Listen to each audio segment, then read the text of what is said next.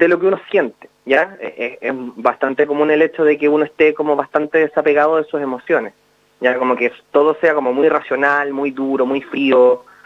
Entonces, uno realiza estas actividades. De hecho, hay un video que quiero recomendar, que está en YouTube, que también lo pasan, es un programa que pasan por HBO, que se llama Chumel con Chumel Torres, que es un comediante mexicano, que vean el último video de todo lo que nos metemos, ya que explica más o menos bien cómo nosotros escapamos de nuestra realidad personal hacia una realidad social.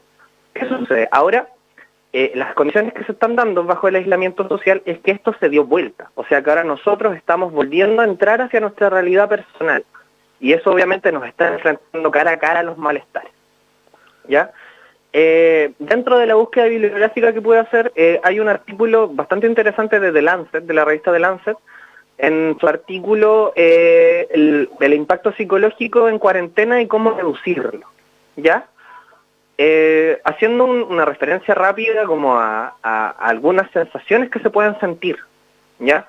Sensación de inutilidad frente a un posible mayor duración del periodo de cuarentena, miedo a enfermarse, frustración por cambios de planificación de tareas y eventos, aburrimiento por cambios de rutina, angustia frente a suministros inadecuados de la información, pérdida del control económico, estigma social al concepto de estar enfermo, que esto es bastante relevante, la desconfianza ante el entorno, el hecho de que si salgo automáticamente me voy a contagiar, pensamientos de corte catastrófico, que como que llevamos todo a un nivel extremo, como vimos recientemente el hecho de agolpar directamente a los supermercados y comprarnos todo el supermercado simplemente porque va a haber desabastecimiento, cosa que está relativamente comprobada de que no va a ser así, por lo menos en el corto mediano plazo, ¿ya? Y este artículo, obviamente también complementado con un par de búsquedas más, da algunos consejos. Por ejemplo, el intentar informarse uno de fuentes comprobables. Organización Mundial de la Salud, Ministerio de Educación, o sea, Ministerio de Salud, páginas que comprueban este tipo de como noticias falsas, que de repente son excesivamente sensacionalistas y nos generan mucha ansiedad, como que aumenta esta sensación como de angustia frente a la incertidumbre que conlleva hoy en día el vivir. Mantener una comunicación fluida, lo más fluida que se pueda, en redes de contacto tanto familiar como laboral. Se entiende que hoy en día existe como este miedo como al tema del trabajo, el tema de qué va a pasar conmigo. Entonces es necesario igual mantener una línea de comunicación fluida, de ir cómo se van viendo las cosas, si uno tenía una relación quizás como media tormentosa con algún familiar, quizás dejarlo un poquito de lado, entendiendo que igual genera como una sensación como de incertidumbre, ¿qué estará pasando con él? Establecer una nueva rutina, y acá me quiero detener, y marcarla lo más posible. Hace 23 días atrás nosotros teníamos una rutina y ahora tenemos otra que es bastante difusa. Ya como que nos levantamos, realmente sentimos que estamos desocupados. Entonces, sería interesante que uno pudiera llenar ese día de actividades dentro de casa. Obviamente, entendiendo y escuchando lo que estoy diciendo, es complejo, porque, no sé, yo vivo en una casa interior que es bastante chica, entonces con mi señora lo ordenamos muy rápido y quedamos como muy desocupados muy rápido, entonces... acá los juegos de cartas, el ajedrez, el hacer crucigramas, el escribir, el conversar, el contar anécdotas se convierte en algo fundamental y una pieza clave del mantenimiento de la estabilidad dentro de un proceso de cuarentena. Ajá. Mira, respecto de eso mismo, te quería comentar o te quería consultar para una situación más o menos, digamos que antes podía haber sido común, pero voy a poner un caso hipotético. Estás en casa y tienes una discusión con tu pareja y para evitar quizás seguir llegando a un punto muerto, tú decías, bueno, voy a salir, voy a tomar aire, voy a ir a conversar con un amigo y vuelvo luego a casa cuando los aires estén más calmados y resolvemos. Ahora no está esa instancia de moverse. ¿Cómo se puede afrontar ahora la resolución de conflictos en hogares que están obligados a permanecer ahí? O sea, me pongo en el caso de la gran mayoría de los habitantes de las familias magallánicas que de hecho los hogares están diseñados por la forma para vivir bajo techo. Estamos como todos encerrados, no hay como quizás se pueda esperar como en la zona central, que hay espacios quizás abiertos dentro del hogar que puedan permitir un poco más de libertad. Acá uno se encuentra en el hogar y no tiene hacia dónde moverse. ¿Cómo manejar los conflictos en esta situación tan excepcional? Interesante pregunta, porque exactamente apela al hecho de que uno tiende como a rehuir muchas veces de las discusiones y del malestar. El hecho de, no sé, tengo una discusión con mi pareja, tengo una discusión con mi mamá, o agarro la puerta y me voy a bajar un poco esto, a que en este caso la sensación de embotellamiento emocional baje, para que yo pueda analizar esto de manera tranquila y volver a darle una resolución relativamente adecuada o que pase, ¿ya? Claro. Estas condiciones ya no están. Entonces, exactamente es complicado porque hay un concepto que se llama comunicación efectiva, ¿ya? Que la comunicación efectiva exactamente apela a que uno, al momento en el que intenta enviar un mensaje, este mensaje sea lo más entendible posible, ¿ya? Generalmente pasa por malos entendidos, es que yo no quise decir esto. Entonces, por lo mismo, se recomienda, de hecho, en consulta yo lo hago, concretizar lo más posible el tema de la comunicación. Por ejemplo, el tema de tomar turnos para hablar y tomarse el tiempo igual de pensar lo que uno está diciendo. Entendiendo esto como, y relacionándolo mucho con lo que planteaba Claudia Rojas, el hecho de también empezar a conocerse uno mismo. Porque muchas veces las reacciones que uno tienen un correlato muy grande con lo que uno es. Entonces, como yo no quise decir eso, bueno, en realidad sí lo quise decir, pero fue tal el nivel de explosión emocional que tuve que no tuve un filtro para poder decirlo. Entonces genera mucho conflicto. Entonces, tomando quizás un poco, si tienen un cuaderno cerca, escriban, sientan, que en este caso, en este tipo de situaciones, una de las cosas menos recomendadas es guardarse todo lo que uno siente. Y si hay una discusión, intentar buscar cuáles fueron las fallas que provocaron la discusión y qué acuerdos se tienen que tomar para poder resolverla. Claro, perfecto. Ahora, pasando quizás a otro tema, bueno, tú nos comentaste respecto de lo que puede ser buscar fuentes, digamos, confiables respecto de la información.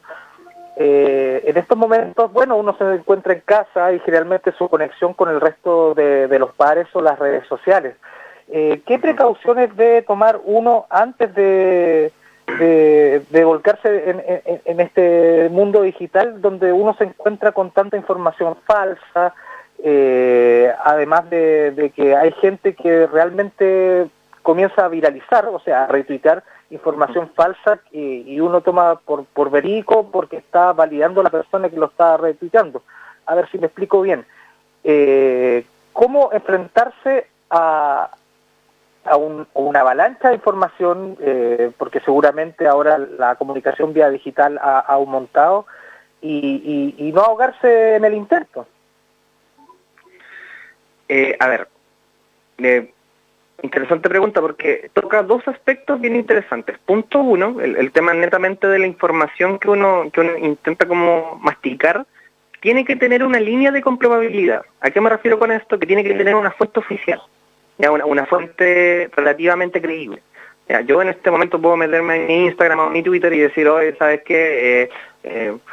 No sé, hay 150 casos en Magallanes y lo sé porque hay una amiga que es enfermera en el hospital, ¿ya? Existen una expectativa, una visión a futuro de lo que puede pasar. Y yo creo que cada una de las personas que está escuchando, Dante y quien te habla, tenemos una visión de lo que debería pasar o lo que podría pasar. Entonces, si esa información va justamente en esa línea, uno no se lo cuestiona, ¿ya? Porque es lógico, está dentro de una línea racional. Entonces uno tiende a compartirla, a viralizarla por un tema de proteccionismo, ¿ya?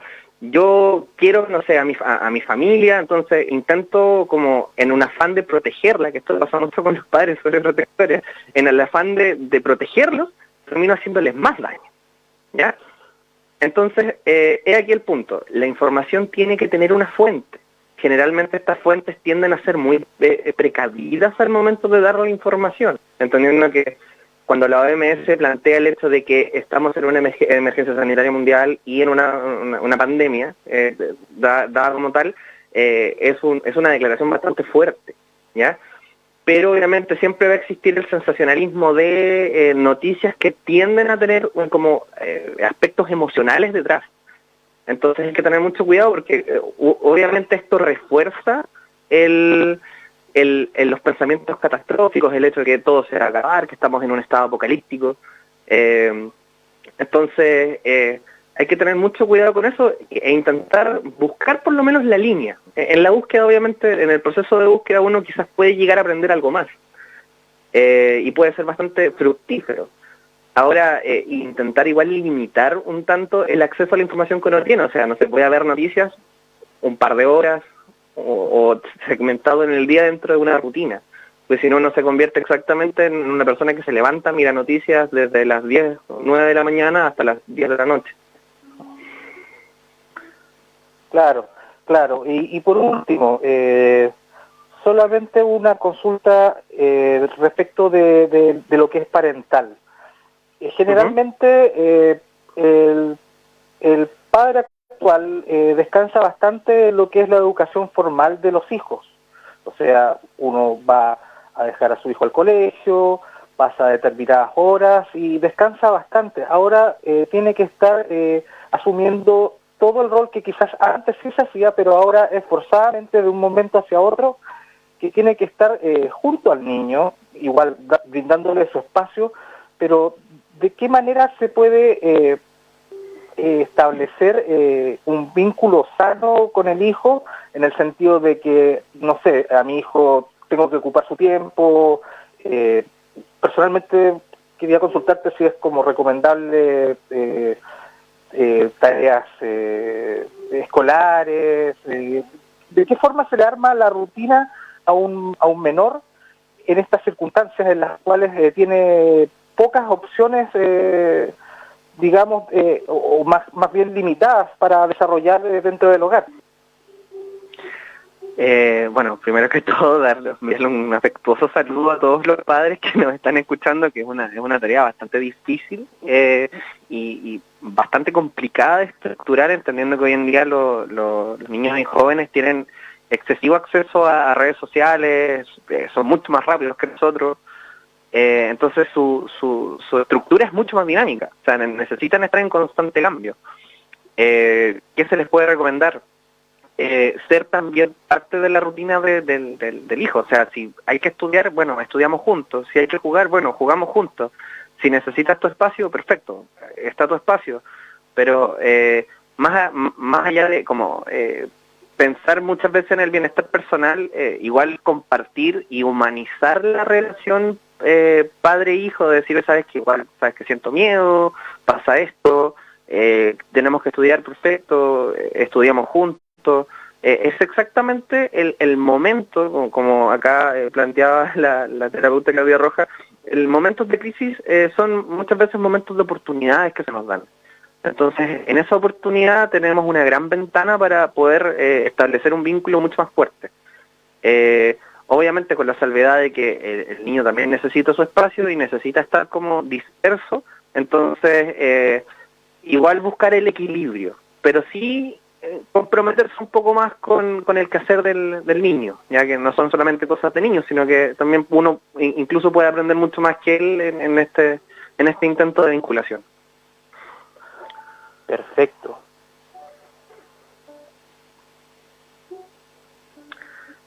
Bueno, y el último gran consejo que plantea en este caso el artículo es exacto, pedir ayuda si es necesario, ¿ya? Es muy sano saber que uno de repente necesita ayuda, ¿ya?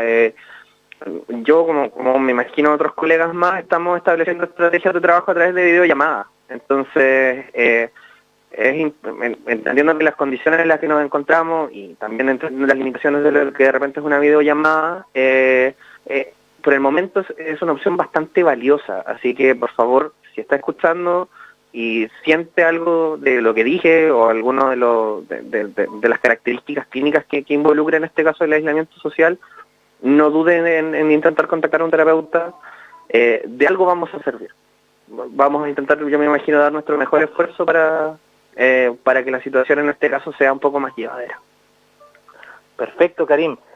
Bueno, en todo caso el tema es extenso. Quedamos de contactarte nuevamente para poder conversar a desmenuzar todas estas situaciones, porque fuimos sobre un gran abanico, pero cada uno de los temas podría desglosarse. Por ejemplo, la relación entre padre e hijo en el hogar, la resolución de problemas.